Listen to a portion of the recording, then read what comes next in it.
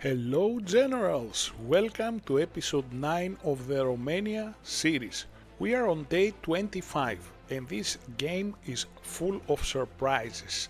I mean, we had to change 2 times our coalition. We had to change our plans so far around 4 times. We were expecting enemies to be strong when they weren't, and we get surprises from invasions to our allies, like the one we have right now with the United States and the UK, and we have a new, let's say, problem in our hands, which is Chad. We never thought that Chad would be so strong, and I thought that this player was inactive, but it is completely the opposite. He was preparing defenses. So now my strategy is, of course, first of all, my first priority is to defend the UK against the US, and I started capturing the territories of what used to be Saudi Arabian territories in Africa, in order for me to buy time until my ballistic missiles or at least my cruise missiles are ready so I can attack Chad. Before we move on, please remember to subscribe to our channel so you don't miss out on any of our new videos, and if you hit that like button, it would be much appreciated. I cannot thank you enough for the support you have shown to our channel so far. Thank you from the bottom of my heart, guys. Thank you so much. Let's start with the UK and what is happening there. I have already sunk the American units that they were in the water, just off London, and now I'm attacking the units the United States have in London. We have to destroy them as fast as we can, because players lose their temper and they do crazy stuff. They might send like a stack of 10-15 units into your capital for no reason when they're out of the game. I came across players like that. Anyway, in the rest of the fronts we are progressing in Northern Africa, but as you can see now, I'm at war with everyone. I'm with the United States, with Libya, with Algeria, with Saudi Arabia, and with Egypt, with Ethiopia. I mean, we're fighting at all fronts, and so far we have sustained 0 losses. But now all the opponents are becoming stronger, with the most worrying opponents being Chad and Argentina. As you have probably noticed, I changed my tactics, and I changed my tactics because the game is progressing. The territories we have now are huge, so for this reason now the workload goes on to the heavy bombers. The heavy bombers have a great range, so they can attack far, and they deal a lot of damage to buildings especially, and armored vehicles. So I use them either to destroy or to weaken the enemy. And as you can see in Northern Africa, at the airport there, I have installed SAMs, and I'm increasing the amount of SAMs I'm installing in my homeland provinces. I have at least 2 of them covering each of my cities, and now I have annexed a few cities as well, and I will continue to do so in order to strengthen even more my economy and move a bit faster. So as you can see, we change our tactics a bit. Moving forward, we can see that we have cleared Egypt, Sudan, South Sudan, and parts of what used to be Ethiopia, and we are progressing now, because our main goal in East Africa is to control the Horn of Africa.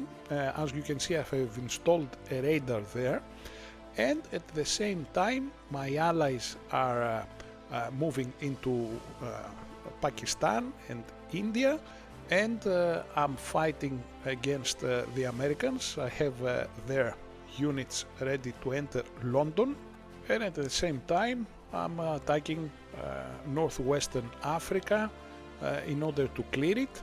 And now it is a strange, let's say, phase, because you cannot have UAVs scouting in all provinces before you enter, so you know if there is an enemy unit there. So at this stage you might suffer some losses because you put just waypoints, and there might be random units forgotten by inactive players, and you run onto them, and they are stronger and they kill you. Let's take a look now on what is happening in the Americas. The UK has expanded, the USA is under UK's control, and Cuba as well. So our allies are progressing, not very fast. I wanted them to progress faster because Argentina is moving into Venezuela. Moving forward, we have almost cleared all cities of northwestern Africa, and I start now worrying about Argentina. Argentina is not in a coalition, and he has not applied to join our coalition, which means that he's going for a solo win. And the first target after he finishes with the Venezuela and the rest of South America is probably Western Africa, and I do not have any naval units. So for this reason I have constructed more airports into Central Africa in a way surrounding Chad in order to start my attacks, and since I have more airports there, I can use now my gunships to the limit of their range in order to help me expedite my campaign there. Now let's see what is Ukraine been doing. He built his first aircraft carrier. This guy has expensive taste. I mean, he used first ballistic missiles and now an aircraft carrier. I don't mind as long as he's active, He has been a good ally so far. As for the productions and the research, I'm researching level 2 cruise missiles now because I'm under pressure in order to attack Chad, and I decided that cruise missiles can be produced faster, and I'm upgrading, of course, my UAVs, as we said. Back to South America now, and Argentina is unstoppable. He's moving to Venezuela while our allies are still at Cuba and the Dominican Republic. So this worries me, although I'm the, by far the strongest player.